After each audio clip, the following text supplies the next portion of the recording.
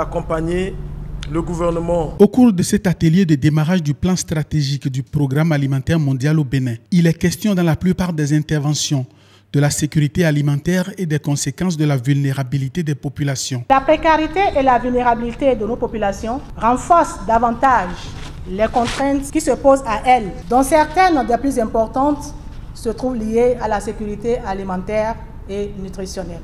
La faim extrême et la malnutrition constituent des obstacles majeurs au développement de notre pays et à la dignité de nos populations. Mais pour que ce plan soit efficace, il faut qu'il prenne en compte les besoins des populations béninoises. L'objectif de cet atelier, c'est aussi de pouvoir apprécier la pertinence de ce plan par rapport aux préoccupations qui sont les nôtres, notamment en ce qui concerne la faim et la nutrition. La malnutrition chronique continue par sévir. Ce plan stratégique est conçu par le Programme alimentaire mondial au Bénin. Il est élaboré sur la base des priorités exprimées au niveau national. Le plan stratégique, en fait, c'est un cadre de programmation des activités du PAM dans le pays.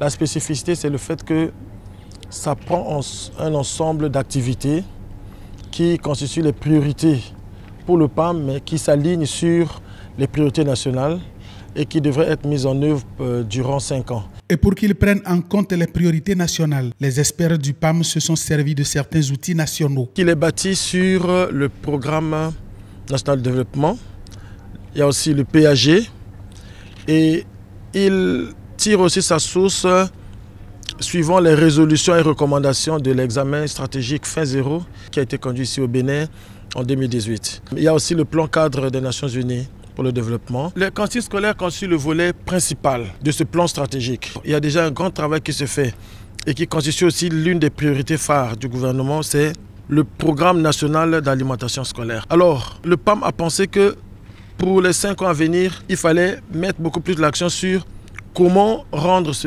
programme véritablement intégré. Intégré, ça veut dire qu'il faut qu'il y ait un ensemble d'activités autour des cantines scolaires pour que le programme lui-même soit fiable, viable et durable. Le document mis en œuvre permettra, c'est en tout cas le but, de réduire la vulnérabilité et la précarité au sein des populations béninoises.